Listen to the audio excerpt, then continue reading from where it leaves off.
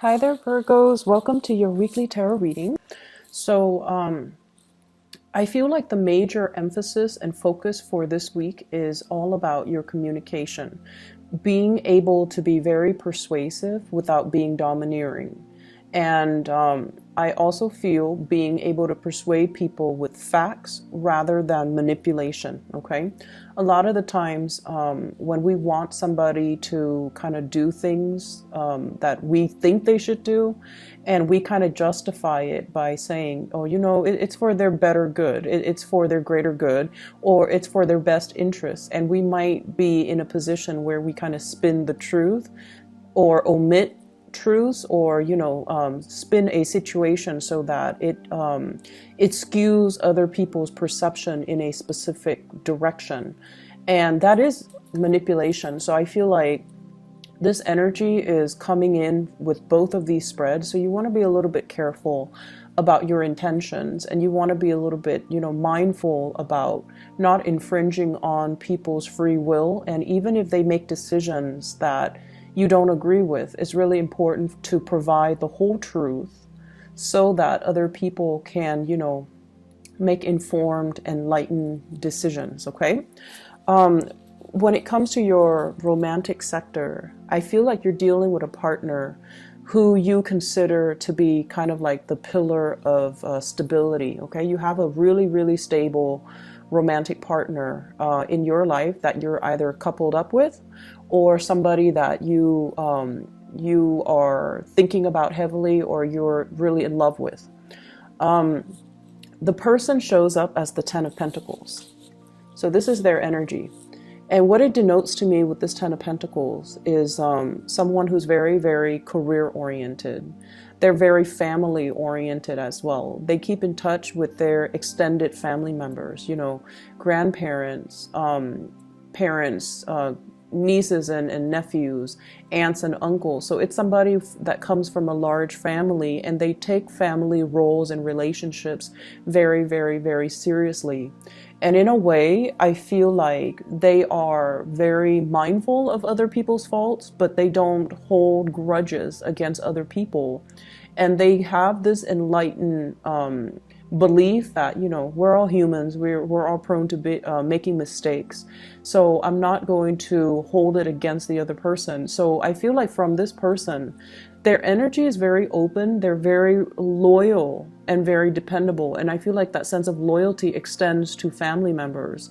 So if you're dealing with them, if it's a crush or if it's even a partner, you want to be very careful about not nitpicking, their family members, because I feel like this really fiercely loyal type of person who might not take well to criticisms about their family members. Granted, they might have flaws, but I feel like this person is very deeply protective, and they're very deeply loyal to their family unit. And I also feel like if you are dating this person, they're fiercely, fiercely loyal to you. I don't sense possessiveness. I don't sense control issues. But I do feel like this is a person that doesn't take relationships lightly.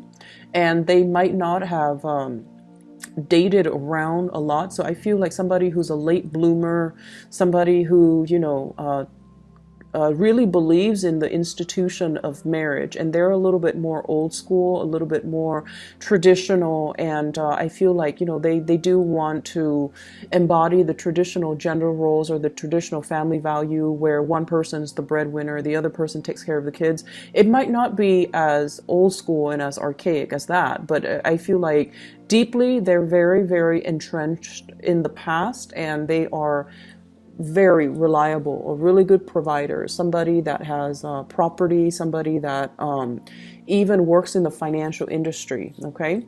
I also feel if you are, well, this is your energy coming to the table. This is how your partner views you. You show up here as the King of Wands, and your energy is you take good care of yourself. You work out, you dress well, you're mindful about the way that you look. You have a public persona about you as well, where you might have to give presentations. You might have to, lead the way. You might be in charge of people. You might be a leader in your own right. And you're someone who it's like you're a major player in your industry, in your field of expertise.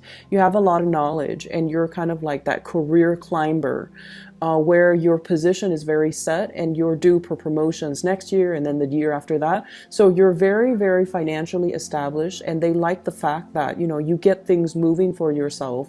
You don't sit there and wait for opportunities. You're very proactive about getting out there. This is also feeling a lot of passion towards another person. This is somebody who's protective, who's caring, who's nurturing. They don't overstep their boundaries though. And in general, it indicates to me a lot of passion and chemistry that you are bringing to the table towards another person. If you are dealing with an earth sign, a Taurus, a Virgo, or a Capricorn, I feel like there might be communication issues coming into the picture, and your partner might be very slow to act. You know, with the nature of the Ten of Pentacles is that they're very, very methodical. They're very risk adverse. They don't like to take unnecessary risks. They don't like to deviate from their routine and their norms. And they don't really, they're not impulsive, not very spontaneous. And I feel like you're trying to get a lot of things moving, and this person is kind of dragging their feet. And as a result of it, I feel like there might be, you know, communication issues coming in through here with the Three of Swords, which is harsh words being exchanged, possibly a separation, or even thinking about like arguments between couples that can relate to, you know, the silent treatment, or like that can result in one person withdrawing because they're hurt. So be very, very mindful about how we communicate, because the King of Wands, it's someone who's very proactive, but they can be a little bit forceful, okay?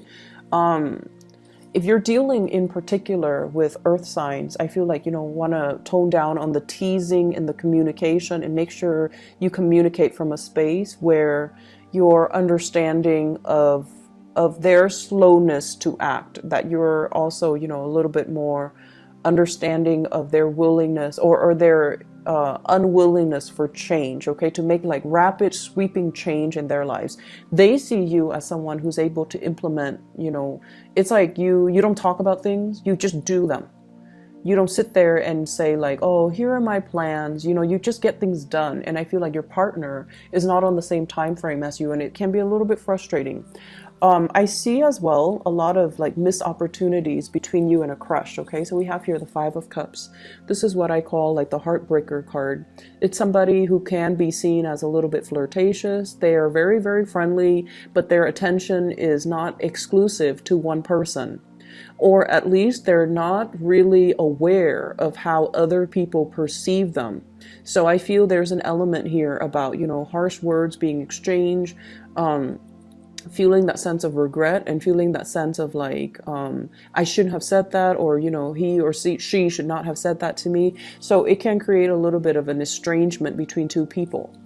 And we also have the Devil energy coming through here, which indicates, I feel like, for some of you who are not in well, you could be in a committed relationship, you're dealing with another person that might have entanglements elsewhere. Okay, so they might have a family, they might have, you might find out this week, like somebody you're interested in is already in another relationship. If they've been flirting with you hardcore, then, you know, I feel like you're going to put a stop to that. I don't see third party meddling, but I do feel like there's a presence of third parties, and it's indicated with the Ten of Pentacles, which is a family card, as well as the Devil, which indicates really strong attraction to another person, but it's not really seeing the light of day here with the Three of Swords, mainly because somebody is engaged, married, in another relationship, or, you know, coupled up with somebody else, or they have other arrangements that's disallowing you to come to them, or disallowing them to come forward to you, and for the two of you to come together and date.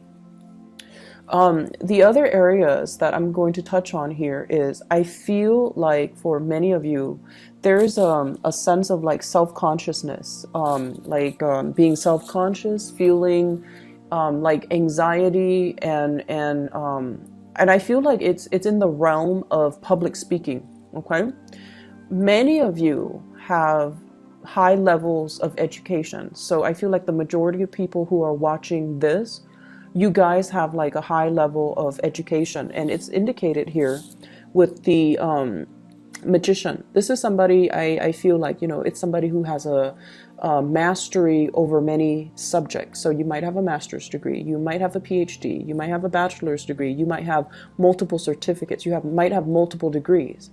And I feel almost like you're trying to find ways in which to make use of all your skills, okay? And you're trying to, as well, I feel, reach out to a larger demographic.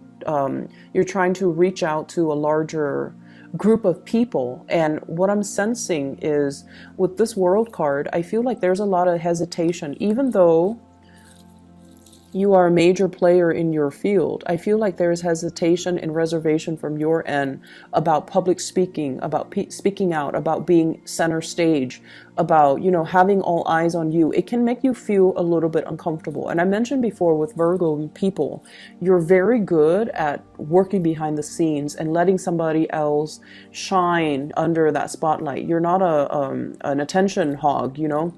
But I also feel like you're thrust into some type of a new work situation where your ability to speak, your ability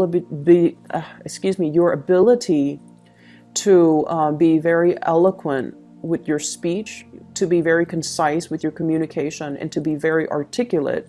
Somewhat like, if it's interpersonal relationship, you do just fine. But if it's in a large group setting, you know, the anxiety sets in and self-consciousness sets in, and you're not able to convey the messages to the best of your capabilities. And I feel like you might be beating yourself up over it. Rehearse, rehearse, rehearse. Okay, rehearse so that everything flows naturally, and so that you're not scrambling at the last minute. Just rehearse. It does wonders for you, okay? So I see that element coming through where there's like social anxiety, or even like public speaking, fear of public speaking and things like that. I feel for many of you, there are, it's like making decisions with another person, trying to decide, and I feel like it's heavily work focused, okay? I see a lot of work trips, a lot of travel and movement happening for you guys as well. And I feel some of you are finishing up something, like possibly publishing. You're trying to get people to publish it, or you are trying to attend like conferences where you have to, you know, talk about what you just published. And then I also feel people finishing up something, possibly finishing up with school. And then traveling to, you know, for job interviews, traveling to try to find financiers or funding for some type of project.